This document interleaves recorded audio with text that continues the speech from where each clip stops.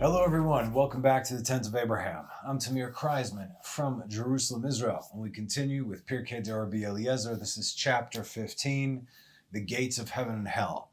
But before we begin, those like buttons that people here don't like to hit, that's okay, because we're going to hit those like buttons in Shemaim, okay? That's the point. So please, let's praise God before we start, shall we? Repeat after me in Hebrew, 2 verses in Tehillim, okay? 2 verses, Psalms 117. Hallelu et Adonai, kol goim, shabechuhu, kol haumim, ki gavar alenu chasdo, ve'emet Adonai, leolam, hallelujah. Spiritual like, good stuff. Thank you for that. Let's go. Rabbi Eliezer said, I heard with my ear the Lord of hosts speaking. What did he speak? He said, Deuteronomy 30:15, Behold, I have set before you today the life and the good, the death and the evil. We all know this verse, don't we? Okay, that's fine. Of course we know this verse. A lot of people have different interpretations of it. It's a lot more complicated, but then it's also simple than what people think it is. That's not what's puzzling, though, when we read this statement. Rabbi Eliezer said, I heard with my own ear. Did he now? Before the second temple was destroyed, prophecy was removed from the world. As we know, Rabbi Eliezer ben Horkanus, he was not a prophet. The last prophets were the last prophets, and they are Haggai, Zechariah, and Malachi. And Rabbi Eliezer's time when he lived was between the 1st and 2nd century. So how could he say that he heard in his ear the Lord of hosts speaking? Now, there's a lot of commentary on this as to how, why, when, who, what, and so on. And it's all great and valid. But why don't we just read the beginning of the portion that this verse is taken from, and that's Parashat Nitzavim. You could look at that. That's Deuteronomy 29:9. The text will pretty much speak for itself. If you have any just a little bit of understanding, you will understand. Okay, so Deuteronomy 29:9. You are all standing this day before the Lord, your God, the leaders of your tribes, your elders, and your officers, every man of Israel, your young children, your women, and your convert who is within your camp, both your woodcutters and your water drawers, that you may enter the covenant of the Lord your God and his oath, which the Lord your God is making with you this day. In order, why is he making this covenant? In order to establish you this day as his people. How are we God's people? By living according to the Torah, the covenant. And that he will be your God as he spoke to you, and as he swore to your forefathers, to Abraham, Isaac, and to Jacob. Now listen.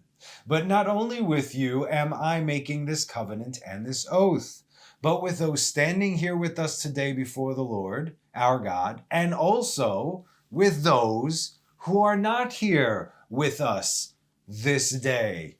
Right? Forgot about that part now, didn't you? If you live according to this covenant, as no doubt Rabbi Eliezer the Great lived according to this covenant, then you too get to say that you heard God speak. He's quoting the verse, I heard God speak. Why? Because God said that. I was right there. That's it. You too can say, I heard the Lord say, what? Quote Deuteronomy 30:15. But if you are not Israel and you do not live according to the Torah and you proclaim these things, as the good book says, your blood is upon your own head. Fair warning. It's not like Rabbi Eliezer is saying anything new, because he's not, but rather making a point of bringing the verse from this very portion, i.e. context, so that we should understand that life and death, the good and the bad, are with us today just as they were back then. Nothing has changed, except for us. The Holy One, blessed be he, said, Behold, these 2 ways have I given to Israel. One is good, the other is evil. The one which is good is life, and the one which is evil is death. We get that, okay? We understand the words, it makes sense logically, but there is a reason that something so seemingly obvious had to be pointed out. But God no less, and by God no less, in the 5 books of Moses, right? This is this is that. Okay, we can extrapolate that is that. Then why is God pointing that out and saying, not only for you here today, but everybody who's not here today? The good way has two paths, says PDE. One of charity, righteousness, which is tzedakah, and the other of chesed, kindness, mercy. If you've been with me for a bit, you will notice the balance that was given in this text, right? Tzedakah and chesed. Righteousness is that of judgment on the left, and mercy is that on the right, and they are both good. I brought the beautiful board today here, so I get to use it. It was behind me, but it changed the setup. So anyway, the right side is chesed, on the left side is tzedakah. So again, the sfirot do not only go according to the sfirot, they go also according to the right column, the left column, and the center column. Okay, so we'll keep that in mind. I'm going to be picking at this board a lot today. So let's put that there in the meantime. Okay, so righteousness is of that of judgment, and that is on the left. Mercy is on the right. They're both good. However, the Radal refers to the two sfirot below these two, which are netzach, eternal, on the right, beneath, I'll just take the board right now. Why am I putting this thing away? Okay, so what we know that this is chesed, and we know that this is gvura, right? So this is righteousness, this is judgment, righteousness, righteous judgment, and this is chesed, okay? But now what he's talking about over here specifically, the good and the bad, if you will, come beneath that. But not the good, the bad, the righteousness and the judgment. So this whole side is righteousness, is judgment, this whole side is chesed, and this side is righteous judgment.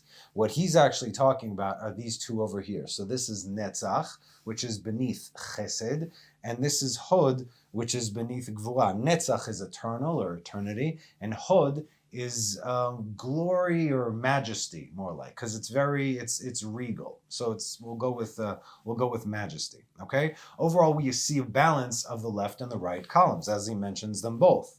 Netzach and hod are the legs of the body, right? So you have keter. Keter is the crown. This is above the head. Then you have chokhmah bina. Then you have da'at. Da'at could be in three places. One here, either or the mouth or in your throat, and then you have chesed, right arm. Gvura, Gvura, left arm, tiferet, which is the center of the body. This is the heart. That is the culmination of the two. So this is basically the center of everything. This is Yaakov. Below this, then from tiferet, then we have netzach, which is the right leg, left leg, hod, yesod, malchut, yesod and malchut. This is the brit, right, the covenant. And this is malchut. This is equivalent to the feet, if you will. Okay, so netzach and hod are the legs of the body, that which carries man perhaps to walk on the path of said righteousness and mercy. And Elijah, be he remembered for good, is placed exactly between these two ways. So if these are these two ways, then this is at the center. Just like between chesed and gvura is tiferet, between netzach and hod, we have yesod. So if Elijah, this is what the text says, Elijah is placed right over here in yesod. Okay, now, let's go with what the Radal says over here, and then we can extrapolate on that. First of all, I love how some of the verses we read here correspond to the current Torah portion being read in Israel. We just read Parashat Pinhas, okay, this last week. I know for some reason you're behind in the States. People have asked me why. I don't know why. Why not just read according to Israel? Who knows? But then again, okay, no problem. So, the Radal says, Elijah, who is Pinhas, Elijah is the angel of the covenant, hu malach habrit. The brit is yesod, like we just said, which is in between netzach and hod. And he is Pinhas that has been granted the covenant of peace, brit shalom.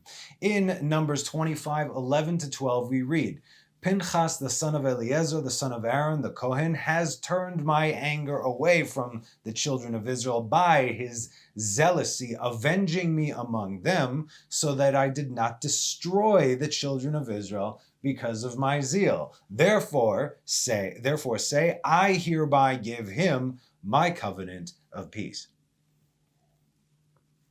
Okay, now very interesting. In the Torah scroll, the Yud in Pinhas, and the word Pinhas, because the word Pinhas says Pei Yud Nun Chet Samech.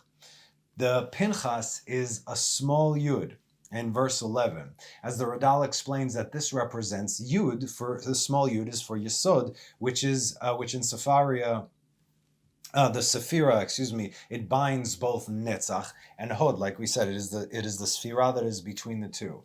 Furthermore, we should know that Yesod is the covenant. It is the Brit.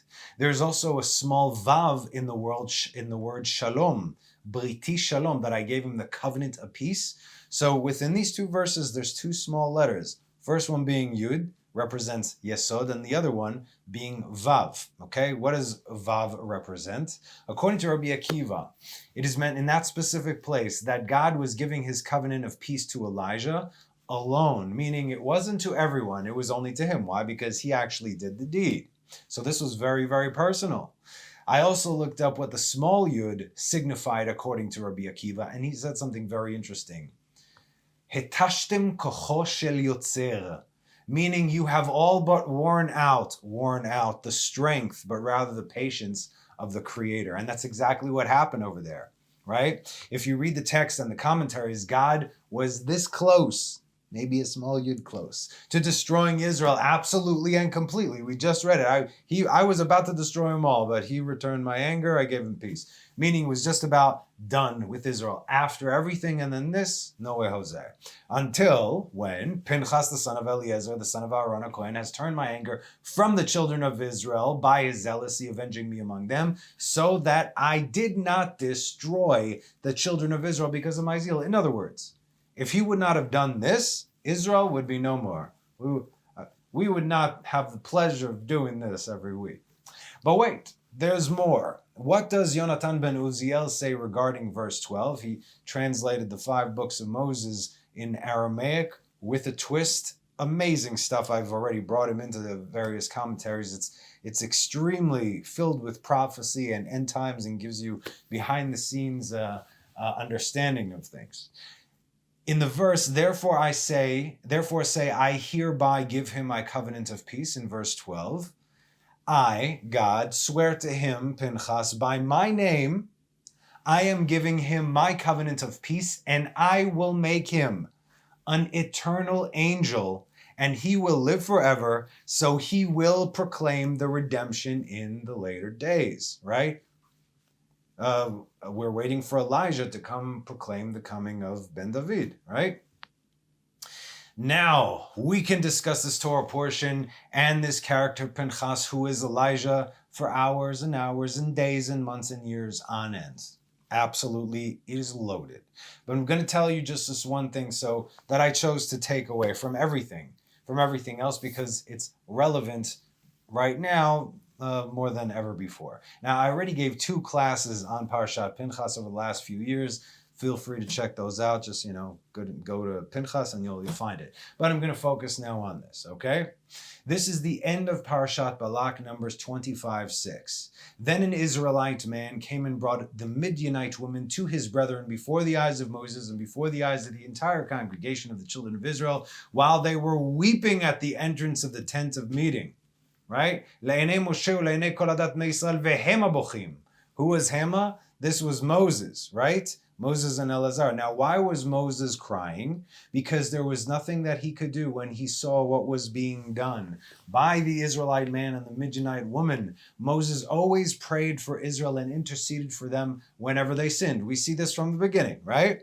He was doing this for 40 years, and he knew that the judgment that was coming for this transgression, that's it. This would have been the end of it all. God was not answering Moses' prayers. Notice that twice he mentions the man and the woman, but never by name. Do you know why? I will tell you. Because the man from Israel's name was removed from the book of life, i.e. the Torah. In the end of Parashat Balak, he was just a man from Israel. That's it. He has no name. His name was removed from the Torah. If your name is not found in the book of life, i.e. the Torah is the book of life, yes? When you die, you cease to exist, you are done. Hold that thought. Okay.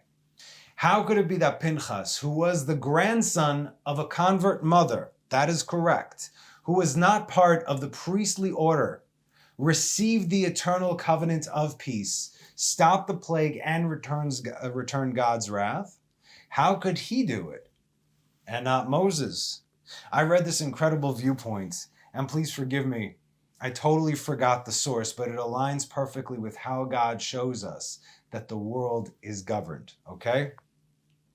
As we have discussed many times, other religions believe that everything is done up there, right? And that's where the power lies. And like I said, we wrestle not. It's them. So no one's responsible for anything down here. It's all there. Satan made me do it. Yada, yada. Okay, no problem. Let them believe that. What we know for a fact is that the power is actually down here. And we will read the absolute proof in just a minute. So there's no argument after that. The difference is, my fellow truth seekers, is that Moses was able to pray for Israel and reach the highest of heights. All the way up there. Right? His prayers went directly beneath the throne of God. He was communicating with God straight up. But a correction that is done by prayer is not something that actually lasts. You must understand, okay? Especially for a transgression that happens on that spot. Of course, prayer is a tikkun, it's a rectification, but the true rectification is done down here. Stay with me. So again, if you pray for transgression, that prayer for the transgression is not something that lasts. It is rather something that is time sensitive. And when the prayer is done, the moment passes and we move on. God's going to destroy Israel. Moses prays for Israel. Fine, I'll forgive them for your sake. Let's move on. That's it. It's done and away with. It is no longer relevant. It's like double jeopardy. You wouldn't punish them for something that you already forgave them for. But a deed, an action taken by the smallest of us down here, and today we are all the smallest of us. Down here is what established roots. It is the foundation by default, yesod, covenant of the Torah that we are firmly planting in Malchut, right? Let's bring this up again. Malchut, we are here right now. This is yesod, male, female. This has got to be planted in here. This is what we are doing. We are setting up the receptacle to receive. Now, did you understand what I just said? This is the foundation when we do things down here. You don't have to be Moses to make a difference. Don't even try to be Moses. You need to be you and act according to where you are. I've been saying this for years, right? You can only do the rectification from where you are. You don't need to do someone else's rectification. You were created to work on where you are. The more you rectify over there, the more you're going to see that you will move from where you are. And where is all this stuff written down for us right before the opening verse that kicked off this whole study? And this is Deuteronomy 30. When you obey the Lord your God to observe his commandments and his statutes written in this Torah scroll. And when you return to the Lord your God with all your heart and with all your soul. When is it when you return? Meaning when you do tshuva. The moment that we are born, every day we have to do tshuva. It's all about returning. We're not born right there in God's bosom and we just have to stay status quo. That's not how it works. Every day that we are born, we are called to return from whence we came and to return everything to where it came from. For this commandment, ki hamitzvah hazot, which I command you this day, is not concealed from you, nor is it far away. It is not in heaven that you should say, who will go up to heaven and fetch it for us, which Moses already did, to tell it to us so that we can fulfill it. Don't look to the heavens anymore, the power is not there. Nor is it beyond the sea that you should say, who will cross to the other side of the sea for us and fetch it for us to tell it to us so that we can fulfill it. Rather, this thing, ki karov elecha hadavar me'od, very much. This thing is very close to you. It is in your mouth to speak it. It is in your heart to know it. And so that you can do it. Action. It all comes down to action. You can pray all you want, but if you just sit in a room and pray, you're not actually doing anything. There are only very specific people that need to do this, okay? Granted, if you're sitting here watching me right now, You ain't one of those people. There's only 36 of them, okay? In the world, all probably here in Israel, likely in Jerusalem. And that is precisely, that is precisely why everyone on the other side is misreading this verse. Everyone. Behold, the path is already there. I just laid it out for you.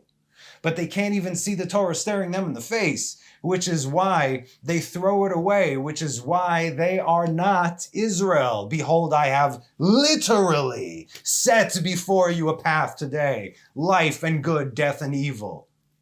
That's your path. We just read it going into this and the mitzvot and the Torah and do this. Not far, it's not there, it's right here. Behold, I set the path before you. Do you see the path that I just set? No one reads it that way. They're like, oh yeah, choose good.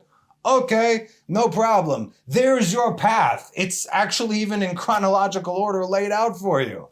Pinhas was the little guy. He was ridiculed, socially awkward, a bit strange to most. Some even say that he was, he had certain disabilities, but that's the guy that saved all of Israel. So said God. Do you see? Does this make sense? All of us can do, it's the action, the smallest action that you do down here. That changes everything. Pinhas did what Moses could not. What Moses could not, how is that even possible? Because of that. Action versus prayer, even in the highest of heights. Not only did he save all of Israel for his actions and prayer, you need both, obviously, right? Okay, you can't just do this and not do that. You need them both. Psalms 106:30. Pinhas stood up and executed justice, prayed, and the plague was stopped. Now, the executed justice, that's what the English says. What does the Hebrew said? Vayamod Pinhas vayfalel. So yifalel comes from tefillah, but it's also a yearning. It's also a desire. Yaakov said this to Joseph. Lo pilalti. I did not even believe, nor did I hope to pray that I would ever see my son again, Joseph, let alone his offspring, right? So we see Pinhas, he also prayed, but first he did what he had to do, and then he prayed. He solidified them both, right? You need them both, but action. This is what it's all about. We are men of action. Action, I say, don't start taking, javelins and stabbing people with them. That's not what we're talking about here. God literally said over there, follow my path, follow the Torah, keep the commands, the mitzvot, the statutes. That's the path. Okay. But he also redeemed the man who brought, this is Pinhas, he also redeemed the man that brought about God's wrath to begin with. As now, a few verses later in Parashat Pinhas, behold, the man has a name. Numbers 25:14, the name of the Israelite man who was killed, meaning now that he's dead, he has a name, who was slain with the Midianite woman, was Zimri, the son of Salu, the chieftain of the Simonite paternal house. And then the woman, it also says, who is the woman? She was the daughter, the princess of Midian, the daughter of Balak. You see, Balak really did want to get into Israel, and what did he do? Parading your daughters half naked before Israel and let them come to you. Redemption through death. And he just did that. And now his name is written in the book of life. My friends, when you think what you do does not count, think again. One more act of kindness, one more judging your fellow man favorably, one more tiny little bit of charity, one more time of giving yourself for the sake of God and his people. Just one more little thing, anything that you can do. It could turn the tide. And who knows, that could be the very thing, the very deed that will pave the way for Elijah, the way of peace, the way eternal, right? This can only be done by the little guy. God has his eye on you always. We're all about the little guy. The story of Israel is the little guy. We are always the underdog because God doesn't need the big nations. He's big enough, right? Not because you are big and numerous and this and that I chose you, but because you're small and tiny and little nothing in the entire world. That's why I chose you. Remember, kids, if you're in the majority, you ain't Israel. Now, we can go back to Pirkei Rabbi Eliezer, now that you know that. The good way has two ways, has two paths, one of righteousness and the other of love, it says. And Elijah, be he remembered for good, is placed exactly between these two paths. It's poorly translated, but like we said, righteousness is tzedakah, which is on the left, and what they wrote here, love in the English, is basically chesed, right, or gmilut chasadim. When a man comes to enter one of these ways, Elijah, be he remembered for good, cries or declares aloud concerning him. Why does Elijah declare concerning him? Pinhas, Elijah, returned God's wrath based on sexual immorality with a foreign woman, no less. As we have learned time and again, Israel must never take a woman who is not from Israel. Oy va'avoy, it's written over there from the days of Abraham, Isaac, and Jacob, all the way through, stamped in the Torah. And yet today you have Jews who are marrying non-Jews. Oy va'avoy. These people, just again, because of you, the temple was destroyed. Because of you, there's still sexual immorality. There's mixing of what is pure and what is impure, holy and unholy. It says it right there. It's not even an argument over here. And yet everyone gets away because of how that person feels that day, right? Israel must never take a woman who is not from Israel unless, of course, they become Israel beforehand, meaning a proper conversion. Everything is written down. This is not my opinion. This is halacha, both in the written law and in the oral law. When we do good concerning the taking of a proper wife, that is written by Elijah, and God seals it. But when we marry outside of Israel, look what happens, okay? When Elijah's right there, when we say, okay, we're taking this one, she's a good Jewish girl, no problem, boom, sealed, and then he's going to bring that to God. What happens if we do the other thing? What happens if you marry a non-Jewish woman? Tractate Kiddushin 70a. Rabba bar Rav Ada says, and some say Rabbi Salah says that Rav Hamnuna says, you got to give respect to whoever said it, right?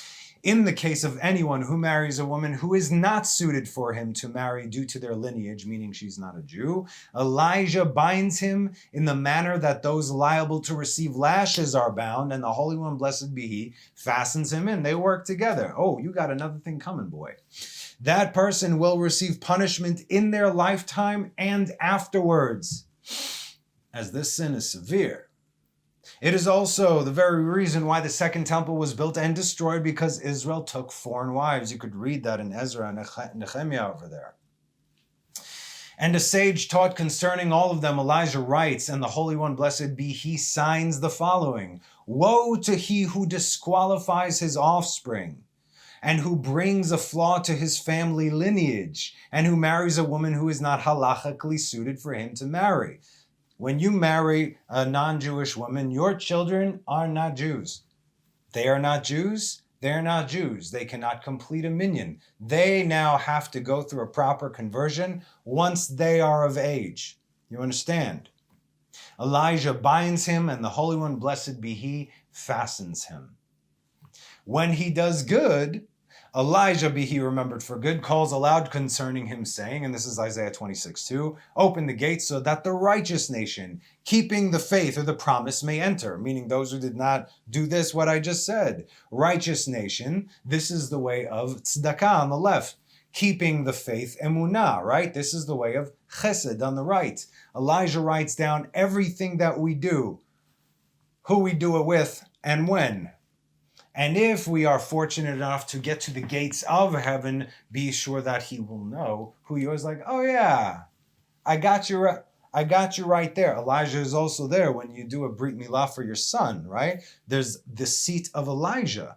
So what happens if a Jewish man marries a non-Jewish woman, they have a son, and then God forbid they do a brit for this boy. So now they're bringing someone who's not a Jew into the covenant, invoking all these laws upon someone who's not a Jew. This is the equivalent of adultery, and it's not even that kid's fault. Now this kid's going to grow up thinking they're a Jew, but they're actually not. And what happens if they think they're a Jew, present themselves as a Jew, and then they go and marry a non-Jewish girl? She doesn't even know that her husband's not a Jew. If she's a Jew, granted, yes, the kids are Jews, but this is not a good thing. And this is the world today, okay? Both far and closer than you might think. And Samuel the prophet stood between these two pathways.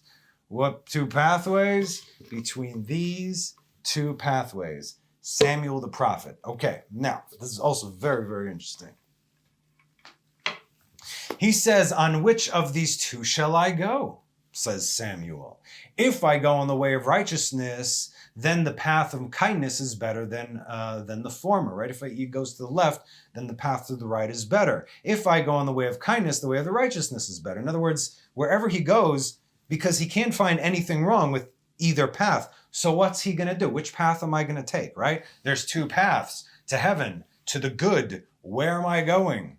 This is ascribed to the thought process of a conversation that Samuel had with himself when he was younger, before he was the prophet Samuel, aka the judge, aka the kingmaker, aka the slayer of Amalek. Cut that dude in two, top to bottom. I mean, we already know which path he chose, obviously. Just take a look at his life. But here are his thoughts. The Radal says, it seems that the way of tzedakah, righteousness, charity, is between man and God, bein adam lamakom. And the way of chesed, grace, kindness, is between man and his fellow man, bein adam lechavero. These are how the mitzvot are split up. Now, which one is actually greater? If you want to go with that, okay? As a rule, as all things, you should know that the left is always taken from the right. I'll explain, and let's bring back the board again. Okay? Man, I love this thing. Okay. The woman who is on the left, the woman is always gvura. She sets the boundaries. The man is chesed. He gives. The woman was taken from man, right? Chava was taken from Adam, meaning the left was taken from the right. Binah, which is understanding, was taken from Chokhmah, wisdom. Before Binah came, Chokhmah was the thought. And then here, this is the vessel, if you want to call it father, mother, okay, for argument's sake. And from mother comes the manifestation, right? But she, Binah, was still taken from Chokhmah. Gevurah, Isaac, was taken from Chesed, from Avraham. The commandments of the do-nots fall within the commandments of the do's, as we have been learning. We discussed this, right? Adam had to do this and do that. How did he do this? By not doing that. By not doing the prohibitions, you fulfill the commandments of the do's. Listen to everything I say. Don't do that. By not doing that, I listen to what God says, right? So the do's and do-nots. The commandments of the do's fall within the commandments of the do-nots fall within the commandments of the do's. As we have learned, this should give you your answer. How do we honor God in the greatest way? If we had to choose, okay? Luckily we don't. Again, let's go hypothetical here because I want you guys to think. I'm not just giving you the answer because I want you to think. Use your brain. Chesed is greater than tzedakah, okay, if we had to choose, meaning the right is better than the left. We don't have to choose, we shouldn't choose, but hear me out. In the generation of the flood, with all the abominable acts and despicable corruption that was going on over there, God still did not destroy the world until, and we're going to probably be discussing it in the upcoming weeks of Pirkei Rabbi Eliezer once we start talking about, those generations from Adam until Noah and what happened over there and with the flood and with the giants and so on and the fallen angels. Don't worry. We're going to cover everything, okay? But you'll probably see the conversations between the angels and between God over there saying, God's like, that's it. I'm going to destroy them. Look what they're doing. Everything is having sex with everything. Everything. There is nothing sacred. Only Noah and his 3 sons, and actually it was even 2. The other one was gone. But everything was fornicating with everything. There was mixing of all the kinds. God said, I'm going to destroy the world. The angels are like, but you gave them that inclination. How can you destroy something if you give them the inclination? God said, you know what? Good point. When did he destroy them? Vatimale haaretz chama. So once they started turning on each other, the moment they started physically harming and robbing each other, that's when God's like, that's it, I am done. In Sodom and Gomorrah, with all the abominable acts and despicable corruption that was going on there, God still did not destroy them until when? They turned on their own. Who was this? This was Lot's daughter. She helped the beggar, which it was a rule in the town, let them die, let them starve, and then we'll just take all their money. She fed the guy. He didn't die. They caught her, tied her to the roof, poured honey on her. Bees came, stung her to death. And God, you'll read over there in Genesis, and I heard Sodom's cry up to me, right? Something like that, paraphrasing. In any case, that was Lot's daughter. In other words, they now turned on their own. That's when God said, now I'm destroying them. Just give me a reason. Keep living amongst yourselves in peace, yes? They did not physically harm or rob from one another. But the moment they did this, it was game over. When Ahab, the most wicked king in Israel's history, turned almost everyone to idolatry and all the abominable acts and despicable corruption, God let them be until when they began to turn on each other. What does this tell us? And also, if you think about it like this, the Tower of Babel, the generation of the dispersion, as one, there was complete peace between them, which is why they were on their way to succeeding to doing what they were doing, building a tower up to the firmament to fight God. That is why God had to intervene, because one man, one mind. What happens when there's peace? You can do anything. Okay, so that's why they were stopped. So we've learned this before from Elijah and Elisha also. Who was greater, the servant of God or he who serves the servant? I can tell you this right now, the person who cleans the Beit Midrash, the houses of studies, toilets, is greater than the Torah scholars in that house. You understand? Because it said Elijah and Elisha, where it said that Elisha washed his hands and it brought him first. In any case, we extrapolate from that it is greater to serve rather than it is to, be a great leader. That's it. That's your highest madriga, which is why. So then who was Moses? Moses was the servant. He was the quintessential servant because he served all of Israel and he served God. Moses, according to God, was the most humble man to have ever lived. Therefore, he was on the highest level. Guy who cleans toilets, keeps his head down, right?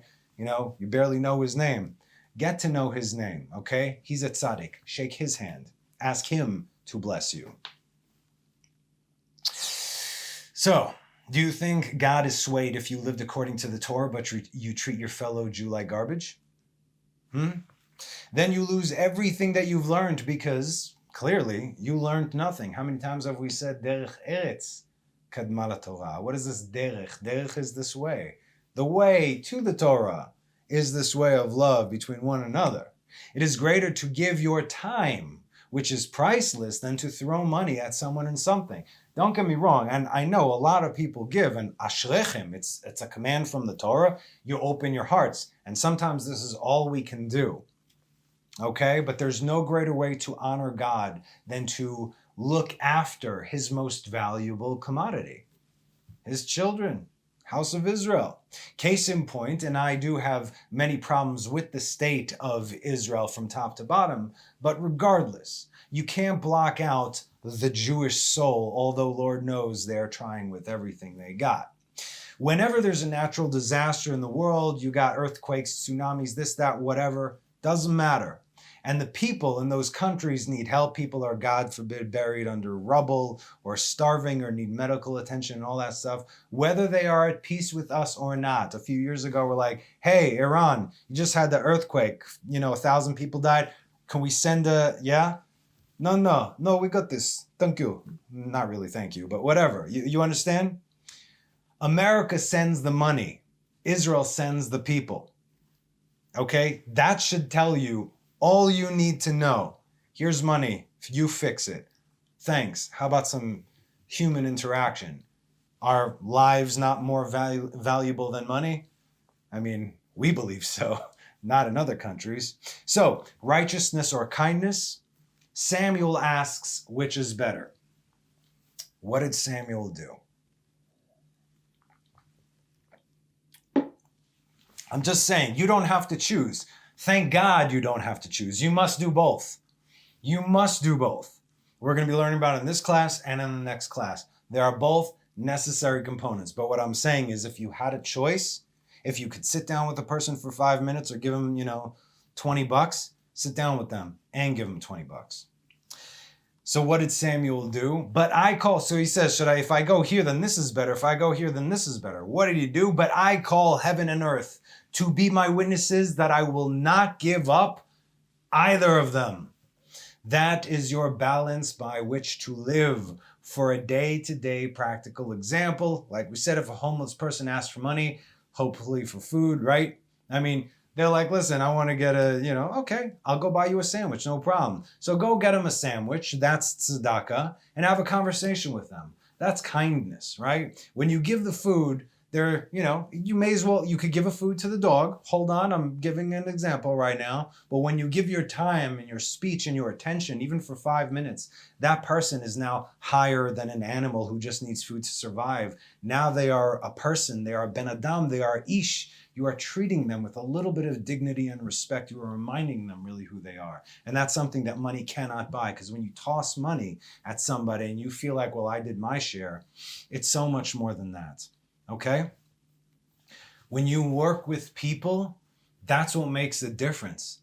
And I'm telling you this, the kind of gratification that it gives you, it's humbling. You don't feel, I'm so awesome. No, you're like, wow, I'm so grateful that I get to do this. Like I said, if people come to you and ask for help, thank them, because they just saved you. God sent them to you. Why? Because you needed to up your game. You needed to fulfill an incredible mitzvah right now.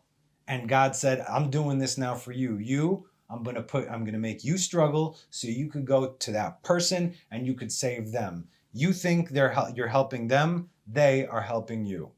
Be very aware of these things. As written of Samuel in 1 Samuel 2:26, and the lad Samuel, see, these are the thoughts when he was still a kid, and the lad Samuel was growing up and bettering himself, constantly bettering himself, always working on himself, both with the Lord and with people. He chose them both. This is what we need to do. Starts here, and you're going to move higher and higher, okay? If you just go with this and discard people, you're not going anywhere. And all this is worth nothing.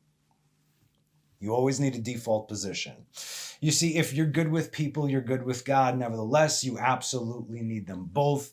This is the balance of the left and of the right. The two of them together is what makes you Tiferet, right? Tiferet is who? Jacob, Israel. This was the life of Samuel. 1 Samuel 7:16. And from year to year, he would set forth and go around to Bethel, to Gilgal and Mitzpeh, and he would judge Israel in all these places. He wouldn't just hide away and pray. He was involved in the people's lives. He wouldn't just wait for the people to come to him. He went to them. He took interest in them. How can you possibly be a judge? And he was the last judge, right? Before the era of kings and prophets. So how could you properly judge a person if you don't know what's behind their actions, if you don't know who they are? Nothing is ever black and white. The court systems today, they judge based on black and white. Sometimes you might have a judge who'll be like, wow, so you did something that really didn't harm anybody. You broke something that would be a misdemeanor to feed your daughter or something. All right, here's $100. I've seen, sometimes you see like these really kind judges who break down. They see the person is struggling. Sure, you could throw that person away in prison because they broke the law. But this is not what we're talking about. What, God doesn't know what's going on behind the scenes? Samuel needed to know what was going behind the scenes because God said in Deuteronomy, I'm going to place judges before you. Listen to everything they say. I give them the authority. Okay. Samuel was said to be, get this, the equivalent of Moses and Aaron during his lifetime. He essentially did both their jobs. Psalms 99:6 says, Moses and Aaron among his priests, and Samuel among those who call his name, would call out to the Lord, and he would answer them. Because he walked the balanced path of righteousness and mercy, tzedakah and chesed, right? Who's Netzach? On the side of the priest, right? Because not over here, but Michael, who is the high priest of Israel, is on the right side. above chesed, above Aharon, who is mercy, kindness. That's what Aharon's personality was. Moses was the side of judgment. Here's the law. Samuel was between them both. So you have between Netzach and you have between Hod, Samuel. We continue. As Solomon said in Ecclesiastes 7:18, it is good that you should take hold of this, and also from this you shall not withdraw your hand, for he who fears God will discharge himself of them all. Hold of it. And as we know, the fear of the Lord is the beginning of wisdom, i.e. chokhmah, which is on the right. The Holy One, blessed be he, said to him, Samuel, you have placed yourself between these two good ways. By your life, I will give you 3 good gifts. You want the original super sale? Come on down to Har Sinai, okay? 3 for the price of 2. The Radal goes on to say that what we just discussed, as Aaron was on the right, which is kindness and chesed, and as he was the people person among Israel, even before Moses had returned. He was the prophet and the leader of Israel while they were still in Egypt. Everybody loved Aaron. He was awesome, right? And all of a sudden, who's this guy Moses coming along right now? We got to listen to him. Aaron still dealt with the people. As we know, Aaron was known as a peacemaker. He made peace between man and God, husband and wife, between man and his fellow man. This was Aaron's legacy. He was the embodiment of chesed. He was soft, loving. He was the Kohen. It's all about mercy with the Kohen. Please, right? So he was mercy. He was water. He was love. He would draw anyone who fell off the path by going after them personally. Moses was all about the spiritual. He was physical in this world, but also in the heavens. It says that half his body from the half up was an angel, and the bottom half just tied him here to the earth was physical because he still had to be here. Aaron was running around down here. Moses was up there. Both needed, right? Samuel did both their jobs in one. Moses couldn't communicate with the people like Aaron did. He gave proclamations. He gave the law, thus saith the Lord, and so on and so forth. But who actually taught it to the people? It was Aaron and his sons and then the Levites, and that's how it spread out. First of all, why didn't Moses directly speak to the people? First of all, because he had a lisp, a stutter, and a burnt mouth. Second, he had to cover his face. Remember, he came down from the mountain, his face was shining, put the veil on his face. You couldn't even look at him. He was much less approachable than Aaron. He would always sit in the tent of meeting. He would not just walk around because he exuded so much power, you probably couldn't even be around this guy. He was on a different level. He was the fact that he was physically here, it's almost like was doing everybody else a favor that he was here. But he brought down the law, the fire, the justice, the righteousness. And he was on the left. Together they are Netzach, eternal, on the right, and Hod, majesty, on the left. Now Samuel, by holding these two pathways, he himself became the third and middle way, which is in the literal foundation and culmination, and that is Yesod. That is our foundation. That is Yesod. That is the covenant.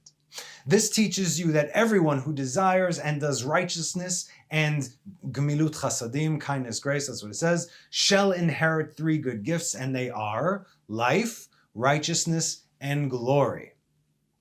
As written in Proverbs 21:21, he who pursues charity and kindness will find life, charity, and honor. Kavod is glory and honor, same thing. As it is said regarding Samuel in 1 Samuel 9:6, and he said to him, behold now, a man of God is in this city, and the man is held in high esteem. Everything which he speaks surely comes to pass. This was his reputation. He's a man of God, well-respected man, meaning God and man respect him. And not only that, it manifested in everything he said came to pass. We'll talk about the prophet Samuel. Furthermore, and I just found this out, Samuel only lived 52 years. Solomon also lived 52 years, which is also the numerical value of the name Ben, son. But this just accentuates the point that he lived well and was respected by all despite only living 52 years. I mean, I'm 43 right now, you know? I can't, oh yes, well, he's 52 years old. But again, he was before that. In his 40s, he was judging Israel. He started from the moment he was born. His mother gave him over to not the moment he was born, but since he was a small child, he went over, and he was doing the Lord's work every single day, his entire life. Just that was his only purpose. This man was amazing, is amazing. At his time here was absolutely full. The moment his tikkun, his rectification of what he was given was complete, he did not have to be here anymore. If a soul like that does not need to be in the world, God spares them, says, okay, come home. Unbelievable, amazing. Slow clap. Let's go. Moses needed 120 years because of the task at hand. Remember, Moses needed the 80 years just to be able to purify himself in order to lead Israel for those last 40 years. David needed 70 because of the task that he had to do. So these are the pathways to heaven, to the blessing, and to the good, and to life. If you miss the big picture first time around because of all these details, that's okay. Listen to it again. And also, I'll sum it up for you right now. What to take away from this, okay? There are two pathways to good. So says the text. You need to grab onto them both with perfect balance. There is no this and there is no that, okay? There is both of them. If for some reason you had to choose between God or serving your fellow man, what did Abraham do when he was dwelling with the Shekhinah outside his tent and he saw the three men? He got up, excuse me, God, I got to go serve my fellow man, came and ran after them and begged them to come in. And that was good. You see? Okay. We are not Abraham, we are not Moses, we are not Samuel, but we are doing our best for the balance of both. Okay. When you do this and you grab onto both, and these are two pathways, should I go here, should I go there? Neither. Both, okay? It's not one or the other, it's both of them. When you do this, the third and true pathway will appear, and then that is your way. Do you understand? You need to do, when you do this, the way appears, and it is a combination of these two, and that is the middle line, because that is the culmination of the left and right pathway. Okay, so now we know this, and we can focus on this, and we can see this in all aspects of our life.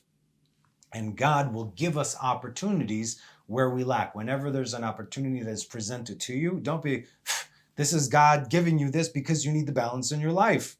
So just say thank you, okay? Thank you. Everything is thank you, Baruch Hashem. If it's good, Baruch Hashem, and if it's seemingly bad, still Baruch Hashem, because it still will bring you to that balance. So that's good. To the evil way, the way of evil, there are 4 doors. It says openings, but we can relate better to doors. It's petachim. Petach is an opening, but we'll go with doors. Okay, fine. All right. And I need you to absorb what is being said, so we'll just go with doors. So don't worry about openings or what that might. Think of door. Okay. All right. Fine. Now, this is a different setup. Okay. And there's so much explaining that needs to be done about this, but I'm going to keep it simple. These 4 doors are not standing next to each other. It's not door number 1, number 2, number 3, and number 4, but rather it is a door within a door within a door within a door 4 times. Once you enter one, there is another. You enter that, there's another. Enter that, there's another. Okay. That's how this thing works. 2 pathways, 4 openings. Okay, 2 pathways to good, 4 openings to evil. The 4 openings are actually 1, 2, 3, 4. Okay, 1 within. Each door represents an incarnation. In each reincarnation, the individual is given every opportunity to do tshuva and correct their path. If nothing is corrected and they stay the course, they will go through all 3 doors, meaning incarnations, and when they enter the 4th, game over, man. Okay? At any point in time, a person can change their ways until they can't. Just remember that. It's written 3 times in the Talmud in 3 different tractates, Yoma, Avodah Zarah, and Minchot. When one chooses to become impure, the door is open to him. And when one chooses to be pure, he is assisted. Okay, so it actually says, potchim lo, meaning the petach is opening. It is open to him. When one chooses to be impure, it is open to him. When one chooses to be pure, he is assisted. Mesayin lo, meaning it is plural, meaning all of the heavens will assist a person who is trying to do right and get pure. Everything. There is no such thing as nah, okay? It's not too late until it is. How many times have we learned, don't even go there to take a look because you will fall, right? We learned this over the last few weeks. Don't mess around. Don't even peek into, well, what am I? Just don't do it. The moment you have a desire in your mind to go off the ways of God, every door possible will be wide open to you. The moment you have that in your mind, if you have some deviant thoughts and you want to do something that you know is not right, watch, all of a sudden it's going to pop up everywhere. That's based on your thoughts alone. How do you make a tikkun? Say, no way, Jose. That's how, meaning, wait a minute. I was thinking about these things and now all of these opportunities popping around here. Well, clearly God is assisting. No, remember, don't forget what we learned a few weeks ago, right? With Jonah, or months ago. Jonah, he was running away, and just because he saw the ship was coming back, then clearly God wants me to do this. Yes, he does, but not for the reasons that you think. Okay. When you choose to follow the ways of God, you will be assisted at not looking. Because guess what? These doorways are open all the time. Depends where you put your thoughts, then you'll be able to see. But if you purify your thoughts, then you won't be able to see even the impurities that are around you. Because they're always there. Everything is always there. It's what you focus your thoughts on that you're going to see. It's like if you, I don't know, I got the books behind me. Point out the blue books. You'll see them 1, 2, 3, 4, wherever they are. Same thing. Go to the thing in the Matrix, right? All I see is a blonde, brunette, and redhead. Go to a crowd, pick out all the blonde people. Blonde, blonde, blonde, blonde. Because you know what you're looking for, right? The moment you focus on Torah and mitzvot, you will see them clearly. You'll have foresight and insight. But the moment you start thinking about impure things, that's all you're going to see. And guess what? Both things are always there all the time. So now that we have an idea, let's read. To the way of evil, there are 4 doors. At each door, 7 angels are standing, 4 without and 3 within. The angels without are angels of mercy. They are merciful. And those within are cruel. Think of it like this. The more doors you open and enter, the closer you get towards evil. Which is why, by default, the angels that are on the outside are the merciful ones, while the ones that have invited you in want nothing more than to see you fall. And yet still within those first 3 incarnations, even the cruel angels are there for your benefit. You'll see how they actually are there to help you, right? This is what I'm saying. If it seems hard, it's not to be cruel to you. Everything here is to help you. If kind words from the angels of mercy don't work, then it's time to get scared straight for your own benefit. We also have discussed before the 3 levels of serving God, the first being that of fear. So there's fear, respect, and love, fear, honor, and love. And as we've learned, when we read the word pachad, which means fear, it doesn't mean to be afraid per se, but rather revere, yira'ah, reverence, right? Once you have an idea of who God is, meaning you have no idea, it goes beyond any kind of understanding. That's when you're like, whoa. That's the beginning of wisdom. You're like, okay, wait a minute. God created all of this. He created me with my thoughts, with this, with that. And you can only have an idea by learning Torah. That's it, because then you just see how deep this whole thing goes and how far out it goes, and that you were placed here for a reason. Then you become very, very small. That's your reverence right there. And this pachad, right, this fear, is a gift that will keep us on the straight and narrow. Because if you won't do things out of love or out of respect, then at least you'll be scared straight. What's going to happen if I don't do this? Oy vavoy, right? After Isaac was bound upon the altar and his soul left his body just for an instant, he was taken upstairs and he was given a peek behind the scenes of this operation that we call life. This is why he received, and what we pray for is called pachad Yitzchak, the fear of Isaac. Not the reverence of Isaac, the fear of Isaac. Which is also why Isaac commanded the do nots, while Abraham commanded the do's.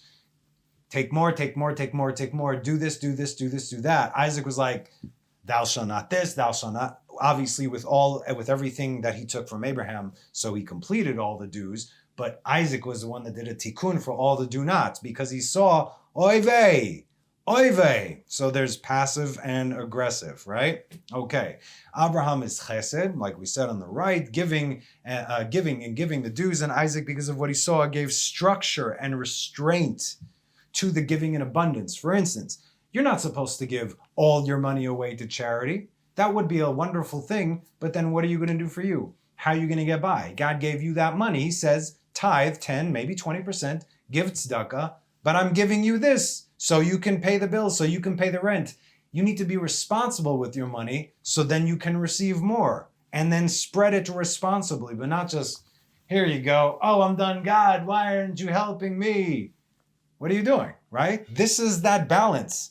This is chesed and gvura. Give, of course, there's your dues, but know where it's going, and not necessarily personally. This is why we have organizations. You don't know the end person who actually receives it, but you trust the organization. So they don't know who gets it. You don't know who it goes to. Okay, that's one way of doing it. So what did he see, right? What did Isaac see? He saw that everything that we do and everything that we say and everything that we think has consequences. So the fear of the consequences is the first and lowest form of worship, right? The second is honor and respect, and the third is, of course, love. But again, that's not this class. So when a man comes to enter, the merciful angels go to meet him before he enters. They come, they cut him off. They're like, hey, buddy. And they say to him, why are you going into this fire? Because that's what it is. It's going to be uncomfortable. What do you have to do with those wicked ones and the fiery coals over there? Listen to us and v'tashuv, and repent. Esh reshaim gechalim. These three. Esh, fire, reshaim. Wicked ones, gechalim, or fiery coals. Or gechal is, it's a coal on fire. Okay. These three things are what they are trying to warn the person about. Is what is actually waiting for them behind the door. These are the three cruel angels that will judge him with fire, with the wicked, and with hot coals.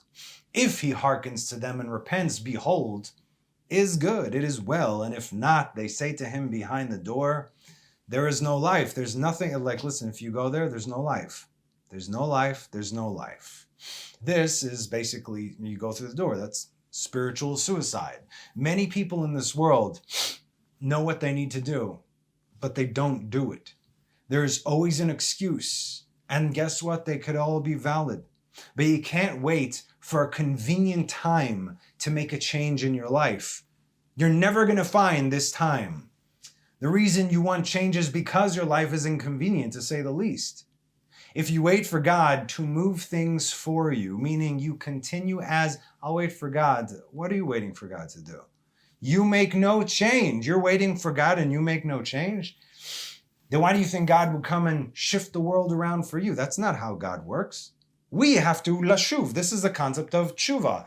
God stays right where he is. You have everything you need in order to draw near to him. It is you who needs to move. And then God will straighten your likely crooked path, i.e. Proverbs 3, 5, and 6, right? Remember that. We know this. And now we are learning that not doing what we are supposed to do is just as bad as doing what we are not supposed to do. But you got to grab onto both of them, right? Two ways to the good. You can't just sit on one and expect the other to come to you. You need them both passive and aggressive, right? The do's and the don't. Well, the don't, passive, don'ts and the do's. You get what I'm saying. We just learned that you must grab onto them both. So what? You think by you not moving, that you are not one of the people who are entering the door? I'm not going to do anything, therefore I know for sure I'm not entering the door. Think again. You might very well be standing in front of door number 2, maybe even door number 3, who knows? But you got to take a long, hard look at what are you doing? Because when it says that we are waiting, we have learned time and again, it is not to passively wait. It is to actively wait. And if the salvation doesn't come, we go another day and another day and another day and another hour and another step until we can no longer move. That is what we do. That is what we are called to do. That's who we are. If you don't position yourself, then what? God is going to move the mountain to you. He's going to bring Har Sinai into Egypt because it's convenient over there. We know where God's mountain is. Okay, now it's in Jerusalem. We know everything that we have to do, but every moment we wait, though we think we are on a plateau, I can tell you there is no such thing. If you are not ascending, you are by default descending. This does not exist. Not in this world at all. Because they'll, oh yeah, I'm here, I'm good, I'm waiting for God. In the meantime, here's in reality, spiritual reality, what's happening.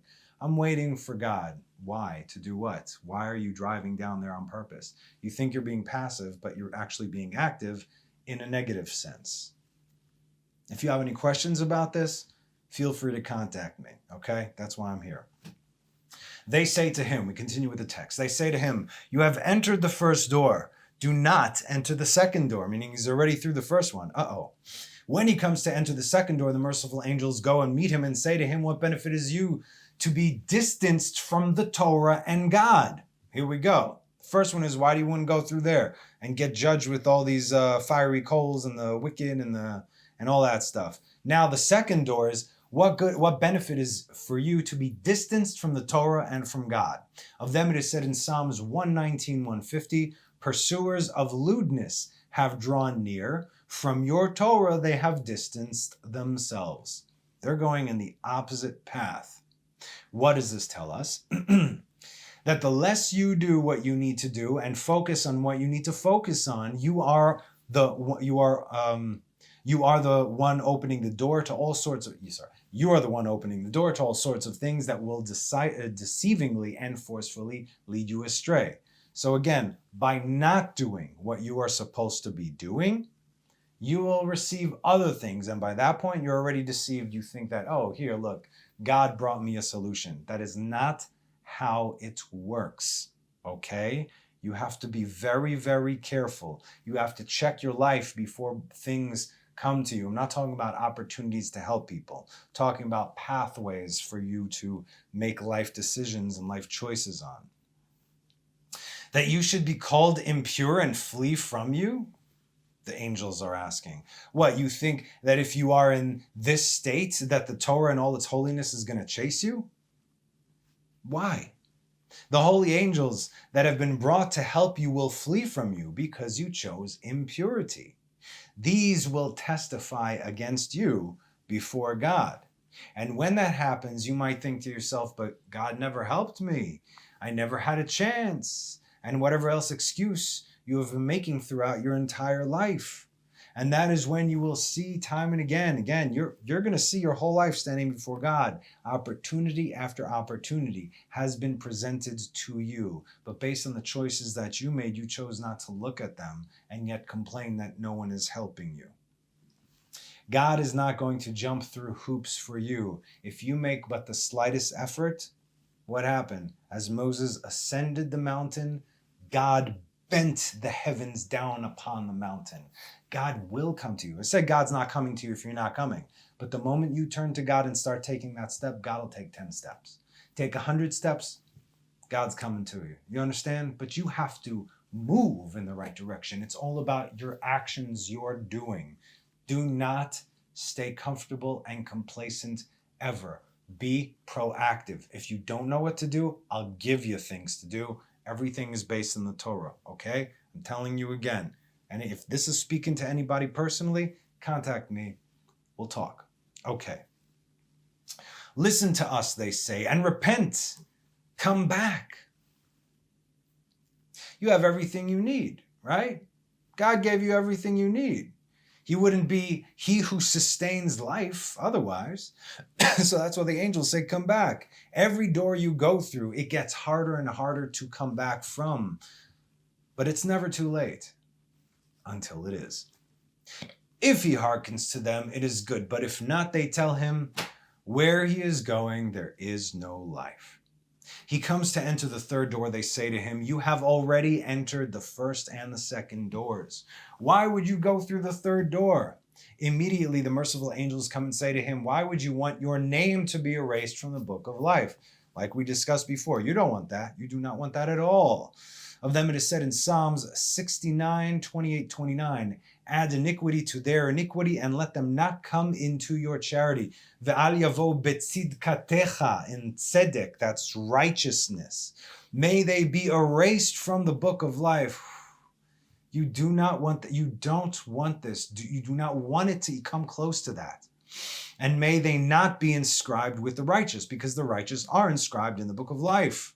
And after the incident with the golden calf in Exodus 32 and 33, and now if you forgive their sins, but if not, erase me now from your book, said Moses to God, which you have written. And the Lord said to Moses, whoever has sinned against me, I will erase from the book. In other words, not all of Israel, but only whoever was directly involved in the golden calf. If your name is not found in the Torah, there is no more you. Everything was a waste. There's no redemption for you at that point. It's over, because then it's already too late. The angels go on to say, is it not better for you to be inscribed in the book rather than to be erased? Now, I want you to listen up right now, okay? The word inscribed in Hebrew is used here in the text and in other places as chakuk, okay? What is within this word, chakuk, chakika, is the word chok, law, sometimes translated as statutes. Again, but we're talking about the Hebrew. For instance, in Psalms 81:5, Ki chok leIsrael hu mishpat leEloi Yaakov. For it is a statute for Israel, the judgment for the God of Jacob. And when the judgment of the God of Jacob. And when someone is inscribed or engraved, or as in the saying goes, written or etched in stone, that means it is forever in this world and in the world to come. Isaiah 30 verse 8, Ata bo katava al luach itam ve'al sefer chukah. Now come, write it on a tablet with them, and on a book engrave it. Ve'al sefer chukah. It's very funny. Sefer chukah, meaning this could also be the book of the law. Sefer chok, chukim, law. Engraved and law are one in the same. Meaning it's not only God's commands in there, but it is our name. Meaning there's no separation between us and the law. None. Daniel 12. Listen to us. Come back. Now, that was Daniel 12. Okay, so now, that was 3 doors, right? If nothing happens after this, and he stays the course, I didn't read Daniel 12, but basically in Daniel 12 it says, Chakuk, you'll be etched in the thing. I'm sorry, I don't have it in front of me right now. So if anything happens after this, and he stays the course, well, check out the difference in the text. If he hearkens to them, it is good, but if not, oy lo, you know it, oy lo, to him, vele rosho, woe is to him and his head, meaning it's all on you. As he comes to enter the 4th door, they say to him, you have already entered through the 3rd opening. Do not go into the 4th. Where you're standing right now, you're halfway off the cliff, if you will. And so the angels of mercy come to him and say, you have already entered into all the openings, and you did not listen, nor did you return or repent. Up until now, God receives those who return. In Masechet Yoma 86b, it says the following is said. Rabbi Yossi Bar Yehuda said, when a person commits a transgression the first time, he is forgiven. A second time, he is forgiven. A third time, he is forgiven. But the 4th time, he is not forgiven. If God doesn't forgive you, there's nothing more to talk about. As it is stated in Amos 2:6, thus says the Lord, for 3 transgressions of Israel, but for 4 I will not reverse it. And it is said, all these things does God do twice or 3 times with the man. This is Job 33:29. It's not too late until it is. Until now, the Holy One, blessed be He, forgives the transgressions, as He says every day, return. Jeremiah 3:14, return backsliding children, says the Lord, for I possess you, and I will take you, 1 from a city and 2 from a family, and I will bring you to Zion, right? This is where we are today. That is why we are going to see that not everybody who is a Jew even a natural born Jew is actually really Israel. And we will also see that out of the whole world, the 10 tribes must return. There's going to be a whole big switcheroo. A lot of us got to go out because posers and fakers, and a lot out there got to come in because their souls were all bound together. But that can never happen unless they leave idolatry or hang on to foreign wives and so on. This is the last call. It is happening right now. I'm talking about for Israel. Being a Noahide is something completely different, okay? Every day, 4 proclamations are made. Return to me, my children. Every day, 4 against the 4 openings, and the 4 for the 4 angels of mercy that come to a person to try and assist them. When is it too late? When Messiah ben David arrives on the scene, then it is too late. As we said, we do not receive any kind of converts when Messiah comes, for that ship has sailed. Of course, then everybody's going to want to convert. But part of the jobs that Messiah has actually is written there in Isaiah 11. He's going to smell the fear of God on you, meaning the fear, the reverence. Are you following the law or not? I don't care what you look like, but do you have that in your heart? Oh, you look like a total Jew, right? Quintessential Jew. Get out of here. You're not a Jew. You with the nose rings and the tattoos. Come in here. Come here, brother. You understand? And only Messiah can do this. This is his job. So, Baruch Hashem, we're waiting for that. Those who really are Israel have already come in up until that point. Because again, Messiah is not bringing from those outside. He's kicking those who are here out and purifying the camp of Israel. Before that, the nations already have to spew out all of Israel, if you will, and all of Israel has to come in already before that point. If he hearkens to them, it is good, but if not, woe is to him and his fortune. Now it says in Hebrew, oy lo ule mazalo. Now, we learned that mazal, although in modern day Hebrew it means luck, mazal tov, right? Good fortune. But this is not what it is. It comes from the word linzol, to drip down, meaning from the zodiac, from the stars. We learned this in one of the first few classes in Pirkei Rabbi Eliezer. Okay, so the funny thing is, it also says that Israel do not have mazal, right? We learned this. Ve'ein mazal Israel. We brought plenty of different sources. Why? Because we are not subject to it. Only the nations are. All of Israel, none of Israel are ruled by the stars, only the nations are. Israel are ruled directly by God. So if it says here, oy lo ule mazalo, we can already understand from this that this person of Israel is living like the rest of the nations. And that is a very bad thing. Because you have a choice. You can totally have mazal. You can have these things. You forego your covenant and you go, okay, I'm going to place myself with the rest of the nation. So you'll be judged exactly like them.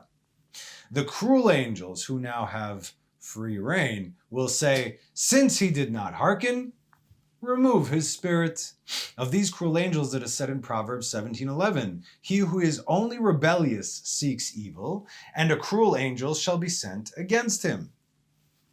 And of removing his spirit, it says in Psalms 146:4, but I have to also include the verse before it, because how fitting is this? Perhaps it'll break the walls of density. Do not trust in princes, bin divim, people who give things away for free, meaning without working for it. Oh, you want eternal life and salvation? Say this next line and you're good to go. Do not trust in nidivim, in princes, in the Son of Man, who has no salvation. Oh yes, this was written for this day and age. His spirit leaves, he returns to his soil. On that day, his thoughts are lost. His spirit leaves because he went through the 1, the 2, the 3, the 4 doors, and he is done. Don't follow him there, okay?